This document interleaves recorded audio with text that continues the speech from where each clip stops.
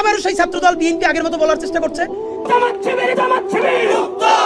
প্রিয় ওসমান হাদি ভাই, সে আমাদের মাঝে এই পৃথিবীতে থাকবে না বিধায় তার ভিতরে আল্লাহ তাআলা অবশ্যই এটা অগ্রিম বার্তা মানুষকে সচেতনতার জন্য তার মাধ্যমে পাঠিয়েছিল যে একই ভুল তোমরা দ্বিতীয়বার করো না। তার কথাগুলোকে যদি অনুসরণ না করে তাহলে প্রত্যেকটা কথাই মিলাবেন এবং মিলিয়ে দেখবেন, প্রত্যেকটা কথাই অ্যাকুরেট।